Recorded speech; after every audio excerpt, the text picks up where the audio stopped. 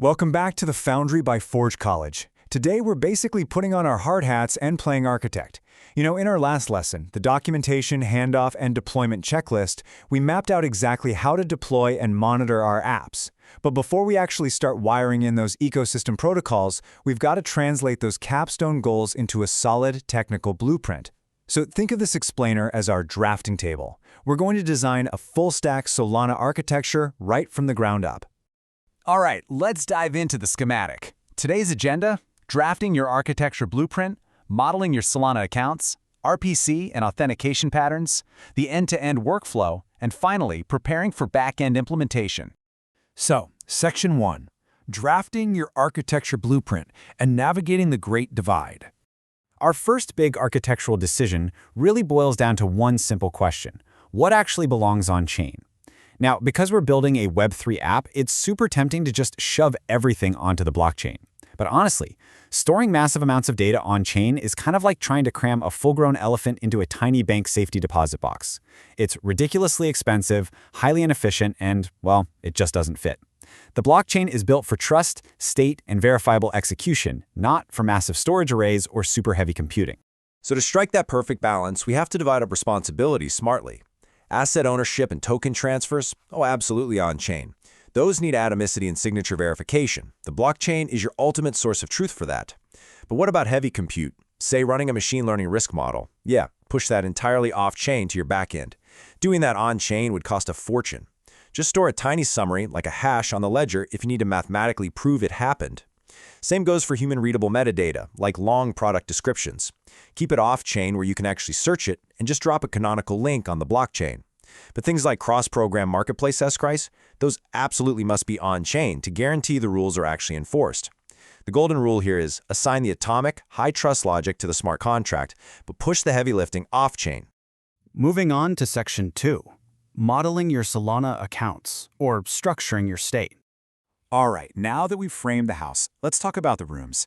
On Solana, how we model our accounts is a huge deal, since they're the ultimate unit of state and access control.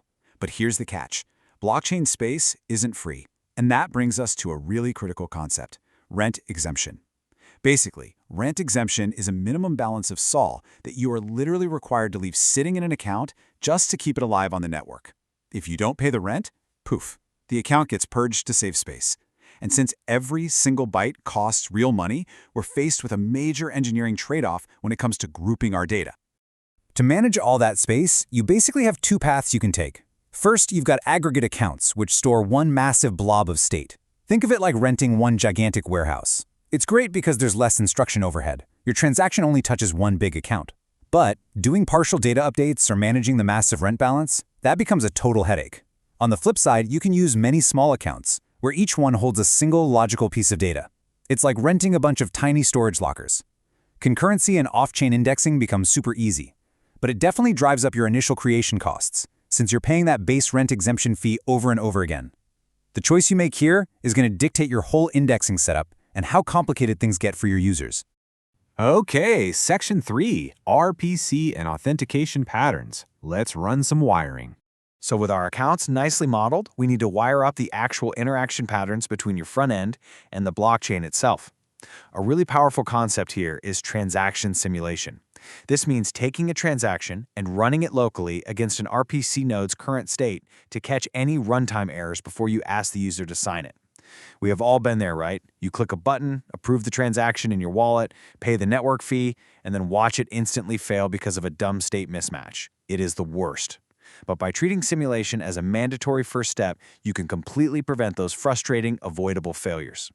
And this seamlessly builds into what we call the simulate and send pattern. It's a rock-solid, repeatable system. Step 1. You use read-only RPC calls, like a basic fetch entity function, to grab the current state. Step 2. Build the transaction payload right there on the front end. Step 3. Simulate it locally to sniff out any errors. Step 4. If and only if the simulation comes back perfectly clean, you prompt the wallet adapter for the user's signature. And finally, Step 5, submit the raw transaction and confirm it. By strictly following these rules, you're going to drastically reduce friction for your users, and you keep all that heavy data prep totally off-chain where it belongs. Up next, Section 4, the end-to-end workflow and mapping trust boundaries. Let's step back for a second and look at the full life cycle of a single user action. Picture this continuous flow. A user clicks a button, which triggers step 1.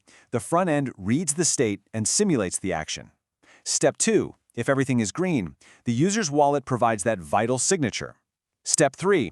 The RPC confirms the transaction and emits a tiny, minimal on-chain event. Step 4, and this is where the behind-the-scenes magic really happens. Background services quietly pick up those event markers to reconcile the state. And Step 5, observability and alerting kick in, making sure all those runbook thresholds we set up in the last lesson are perfectly healthy. Actually, let's zoom in on those background workers in Step 4 for just a second. We call these indexers. An indexer is just an off-chain background service that listens for those minimal on-chain events and then rebuilds the heavy searchable state in a traditional off-chain database. Honestly, indexers are the unsung heroes of Web3. They are quietly doing all the heavy lifting, stuff like text searches, complex filtering, you name it, that the blockchain itself just isn't designed to handle natively. But what happens when that back-end indexer actually needs to write something back to the blockchain? You definitely don't want to pop up a wallet prompt for the user every single time an automated reconciliation happens in the background. That would be a nightmare for user experience. That's where a service-signed transaction comes to the rescue. This is a transaction that's authorized by an off-chain backend's own private key. It's perfect for automated, low-trust, or aggregated operations. Instead of constantly bugging the user, your service takes on the authority to quietly push those necessary updates in the background. Pretty neat, right? Finally, Section 5, Preparing for Backend Implementation, the Blueprint Checklist. As we wrap up this architectural blueprint, here is your feature blueprint checklist. For every single feature you build, you need to lock down a few things: the on-chain data model and rent logic, your RPC patterns clearly mapped out, an authentication matrix that defines what is user-signed versus service-signed, your indexer subscriptions, and finally, observability targets that perfectly match your runbook. Now, in other programs here at Forge College, we love to dive super deep into the weeds of observability and monitoring. But for your capstone project right now, nailing this specific checklist guarantees your backend work is perfectly primed and ready for implementation. Which brings us to a quote that really hits the nail on the head for everything we've talked about today. Assign atomic, high-trust logic to the program. Push heavy compute and third-party integrations off-chain with compact on-chain attestations. Honestly, that is the ultimate mantra of this explainer. Measure twice, code once, and keep your on-chain footprint as light as technically possible. I'm going to leave you with one final, slightly provocative thought to chew on. If your dApp miraculously achieves massive scale tomorrow, which part of your architecture blueprint is going to break first? Is it going to be your indexer, your RPC endpoints, or maybe your rent logic? Take that thought with you into our next lesson, Integrating Ecosystem Protocols Backend Patterns, where we'll actually start building all this out. Thank you so much for hanging out with me in this explainer. And hey, be sure to check out forge.college to learn more about this subject and explore our whole library of Web3 topics. Happy building, and I'll catch you next time.